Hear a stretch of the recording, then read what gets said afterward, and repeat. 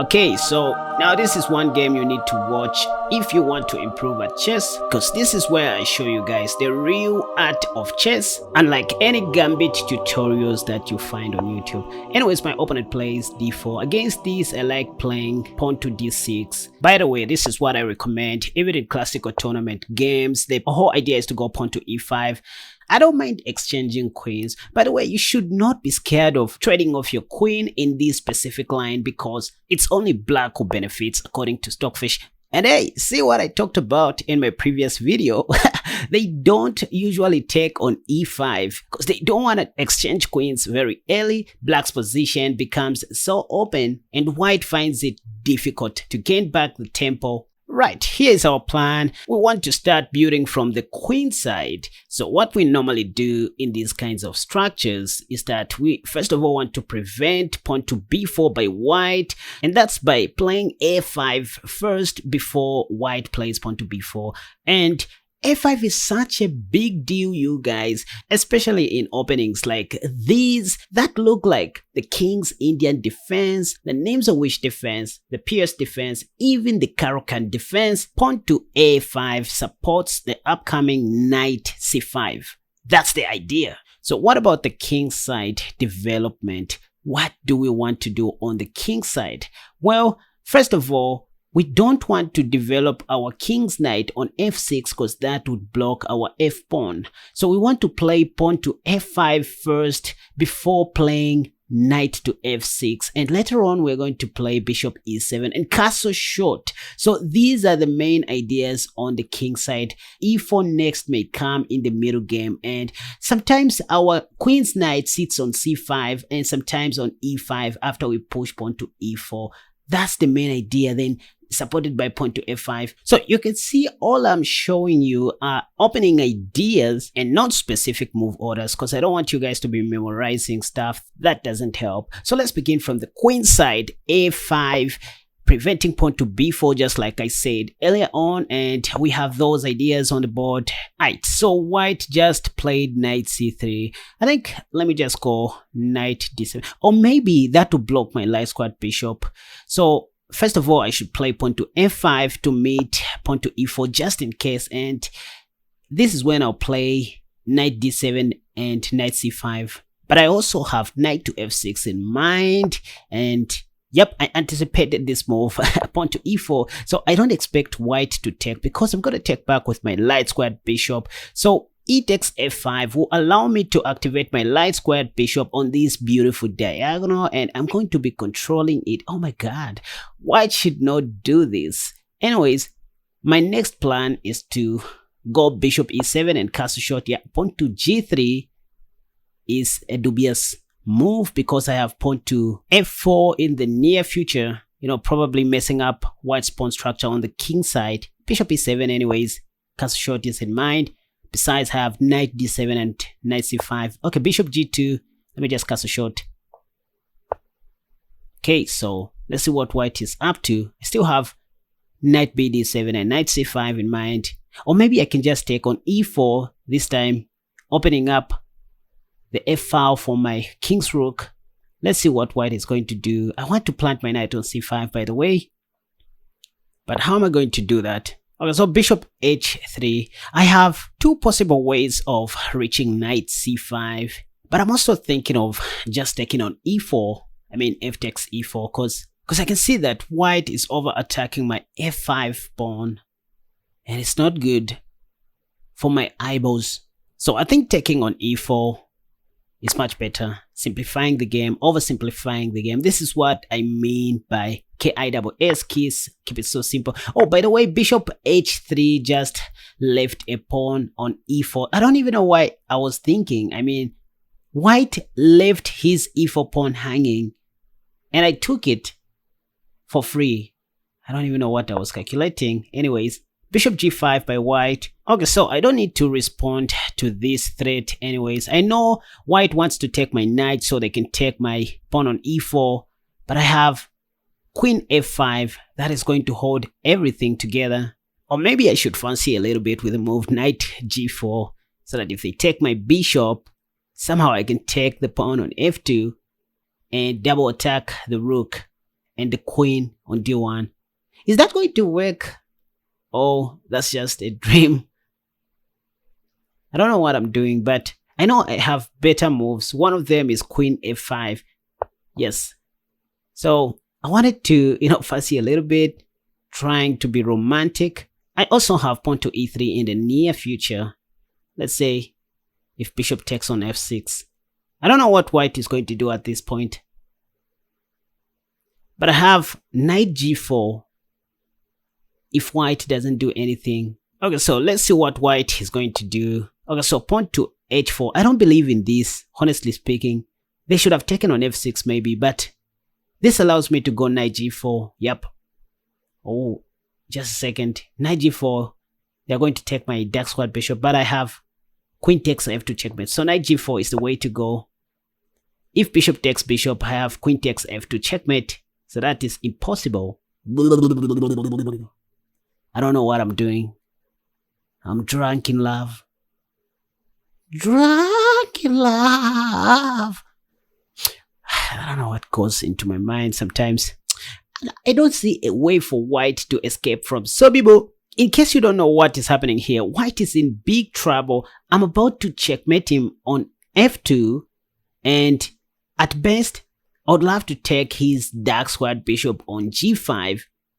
And look at how the position is. I haven't even planted my queen's knight on c5. So this is how chess can change over time. You don't just stick to your initial plans. Things change along the way. So white just played knight h3, but I can still take on f2. Knight takes f2, yep, because they can't take back. If knight takes, I'm going to take back with my queen, and that'll be checkmate, by the way. Knight takes f2 is also attacking the queen, double attacking the rook and the queen. I think the move that white should play here is rook f1. But again, after rook f1, I can simply take the dark squared bishop first. Yep, taking the dark squared bishop, or probably start with queen takes h3. Or if white takes my bishop, I can go knight d3 check. But I think white should play rook f1, and then I'll take. Oh, so bishop takes e7. That's not a good move. I thought it was going to play rook f1, after which I was going to take. This is what I'm talking about. If rook f1 was played, I was going to play, I think bishop takes g5 first.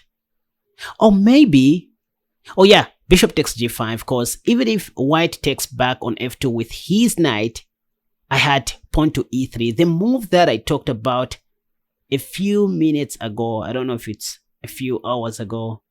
Anyway, so let's just take back the game. So bishop takes e7. Bishop takes e7 is not a threat, because I can go knight d3 if I want, but I guess let me just take the queen, the poor queen, because white's king can escape from Sobibo. So knight takes d1 is the way to go, killing every hope that white has in this world. So knight takes d1, and I guess he is going to take my rook, but I'll take his knight or his b2 pawn.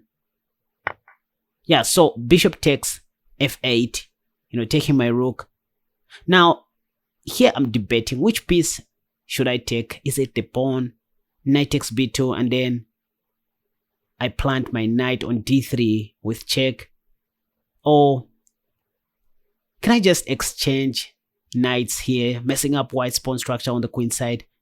Guys, like seriously, I don't know what to do. Yeah, knight takes b2 is an obvious move. But again, I'm looking at it from a positional perspective. You don't just need to make moves just because, just because the name of the game is chess, it doesn't mean all you need to be doing is chasing the king away. Chasing your opponent's king away. I think I'm just wasting my time here. How about just exchanging knights? Yep. So knight takes c3, messing up white's pawn structure on the queen side. By the way, I'm not afraid of bishop takes g7. I have knight d7, by the way, and later on plant my queen's knight on c5. The plan that I made way back in the beginning of the game or at the beginning, whatever. If you guys watched my previous video, now you understand what I meant by the phrase chess is 99% tactics and maybe that 1% is for the opening stage. Anyways, it's Susan Poga who said this and other strong grandmasters, and I find it to be true, honestly. Because I see a lot of guys who are good in openings but don't really perform well against strong players, simply because strong players are very confident with their moves. They play what they see on the board. In other words, strong players improvise. They just freestyle moves. They are able to do that because they like solving chess puzzles and tactics. They are used to that kind of training. While you waste a lot of time memorizing chess openings and chess lines, I'm not saying that is bad, but you need to balance things. I advise my intermediate level students to concentrate more on tactics than just chess openings. If anything, just play what you see on the board. Stop memorizing. Anyways, the game is almost over. Queen takes g3 check, and next I just want to win. Yep, white's rook on f1, or probably the one on a1, depending on where the king will sit. Okay, so king c1, now queen takes f1, winning one rook. So the game is almost over. White is just passing time, trying to flag me, which can't work. So I still want to go knight c5. Or let me leave this up to you guys. Before I play the move that I see, what can you do in this position? I want you to find the best move. Is it knight c5? Or maybe is it pawn to b5? Well, as for me, I see queen c2. The reason is simple. Because I'm going to limit white's moves. So queen takes c4 is not good as compared to queen c2. Because if I take on c4, like queen takes c4, I'm going to allow white to escape from Sobibo, and that will prolong the game, which I don't like. So queen c2 wins out of everything. This is how we look for best moves, ladies and gentlemen. When you don't know what to do, just find those moves that are going to limit your opponent's movement of pieces. So, well, for me, I'll still go with queen c2 so that I can finish off my opponent very quickly. And you can see that queen c2 covers a lot of squares, not allowing white to make any sensible move. By the way, I'm thinking of going knight c5 or just taking on c3 with my queen. Besides, I have all the time in this world to go rook s6, then rook b6, and then go for the checkmate. But still, I'm just going to play queen takes c3 and move on with life. Yeah, because that's the more obvious way to continue this game. Okay, back to the game. I hope that one day, maybe one day, my opponent will make a move. Oh, they have played rook b1, a sacrifice. I guess I just have to take, because there's nothing else that I can do, right? Yeah, that's just a free rook. I mean, come on. I know I have all sorts of other moves like knight c5, rook s6, rook b6, but that's just a donation of a rook. Anyway, queen takes b1, and I guess the game is over. But looking at my opponent, I don't think he is someone who can resign anytime soon. But anyway, next I want to play rook c1 and maybe pawn to a4, and that is going to be something like a checkmate in 2 or 3. Okay, so finally my opponent just resigned, but this is not good sportsmanship. Anyways, I hope you guys learned 1 or 2 things from this video. I hope to see you soon in my next video. Bye bye.